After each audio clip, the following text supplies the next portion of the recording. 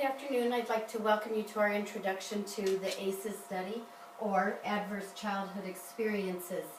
The introduction is relating to opening people's minds and elevating the well-being of young children in the state of Montana and in the United States. Interestingly enough, the study started as a obesity study between Kaiser Permanente in San Diego and the Center for Disease Control, or CDC. The initial study involved 17,400 adults who were all middle class. They all had health insurance and they were all educated. The study became about adversity in childhood from age 0 to 18, going from obesity to ending up to being about adversity and how that affects us throughout our lifetime. The researchers came up with a mechanism to show the trajectory of what happens in early childhood through adulthood and even into death, from conception, 0, on up to what might happen as we move through childhood into adulthood. The foundation being adverse childhood experiences. We then know that those affect disrupted neurodevelopment or brain development. They can cause social, emotional, and cognitive impairment. They increase the adoption of healthy risk behaviors as we get older. They also can result in disease, disability, and social problems, and eventually result in early death. So there's no doubt of the importance of how this affects us throughout our lifetime. It's not just about what happens to children. The truth then about the ACEs, the researchers gave us a framework to look at about what exactly are they referring to when they're talking about ACEs and what were the questions that they studied. As we look at their framework, we're talking about abuse, neglect, and household dysfunction. Physical, emotional, and sexual abuse, neglectful, emotional and physical neglect, and then in the household, what happens to children? Was there divorce? Was the mother treated violently? Is there substance abuse, mental illness, or was there a relative that was incarcerated? So as they looked at these, they also looked at the prevalence of adverse childhood experiences. And as you look at this chart, you can really see that most of us have had some sort of adverse childhood experience in our lifetimes, at least one. Breaking that down, if we look at approximately 17,000 of those first ACE study participants, we found that there were 36% of them that answered that they had no adverse childhood experiences, while 64% reported that they had at least one adverse childhood experience. And that moves around the pie chart on this side up to between 1 of 26% of those adults and 4 adverse childhood experiences, almost 12.5% of them reported 4 or more.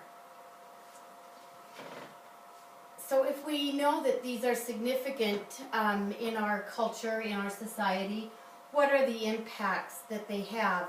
And we will move through from 0 up to 4. Interestingly enough, 4 becomes sort of the tipping point where negative outcomes really jump at that point. Between 1 and 3, the risk factors and negative outcomes are a little bit less. 4 or more becomes the tipping point for what those outcomes will be.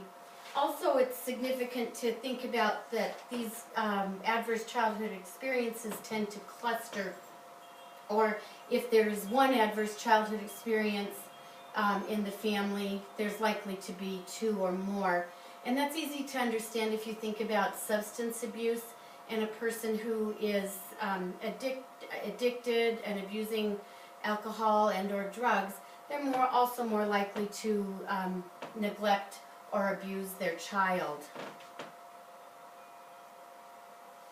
So how they broke it down then is they found that the behaviors that adverse childhood experiences impacted are there was a lack of physical activity, higher risk of an incidence of smoking, alcoholism, drug use, and also more absenteeism at work. More people missed work the more adverse childhood experiences they had.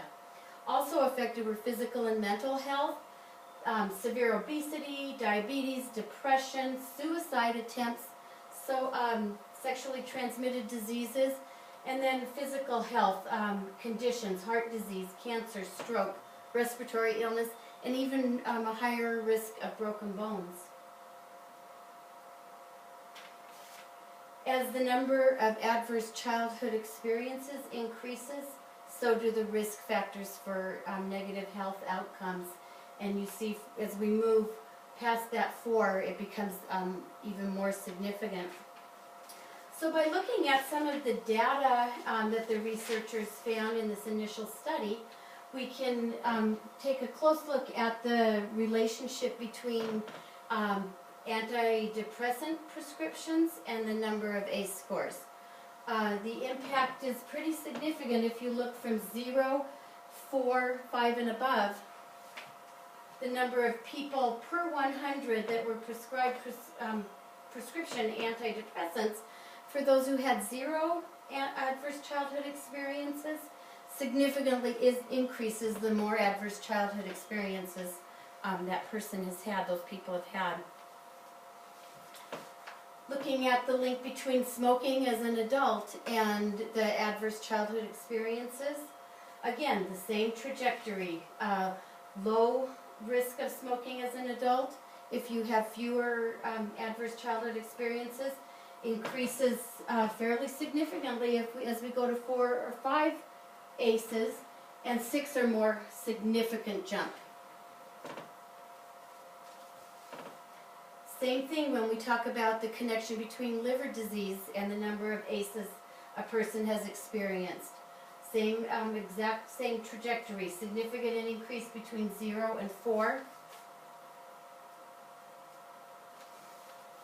And then again, as we're looking at the impaired worker performance, we're talking about absenteeism, same trajectory. This is 0 ACEs, and this is 4 or more ACEs. Serious financial problems as an adult worker, exact same trajectory.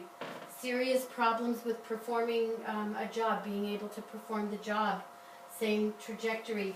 So it's pretty obvious that the impact of adverse childhood experiences related to who we become as adults and as adults in our society, huge impact.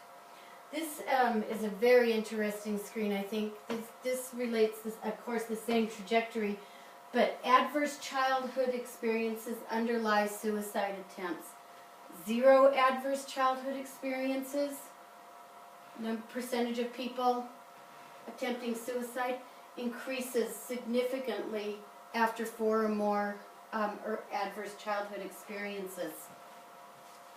Pretty significant for us in the state of Montana. And were you aware that the state of Montana has done their own ACE study? Pretty significant piece of information. The study was done in 2011 and came up with very similar statistics, similar to the ACE study that was done by Kaiser Permanente. In Montana, we have a little bit of slight difference on the number of ACEs, but it's not hugely significant. Approximately 60%, approximately 60% of the adult population in Montana has 1 or more adverse childhood experiences. In the original Kaiser Permanente study, remember, it was 64%. About 40% of adults have no ACEs, or reported no ACEs. About 43% reported between 1 and 3. So we can see that even in Montana, this has a huge impact in thinking about what that means to our work, the families, our clients, the children we work with. But we need to be very clear that adversity is not destiny. Just because you have an early childhood adverse experiences does not mean that you absolutely are going to end up with all of these issues we've been discussing. But furthermore, what we really want to think about is what's the power of this ACE study? What can we do as members of this audience as we go back to our work lives to use this information to make a difference? And I would suggest that this is a great way for us to show change. When you use data, you can really lead to continuous improvement, and that leads to change. And I think we need to really be thinking about why and how we can use this information. This slide gives us a couple of different things we can think about. As knowing that the ACEs are common. It's very common that we have early childhood adverse experiences. We also understand that they're interrelated and they have a cumulative impact. ACEs account for a large percentage of health and social problems. So I think as we go forward and talk about this in our work, we're more likely to be able to have people join us in learning and understanding so that we can come to improving people's lives.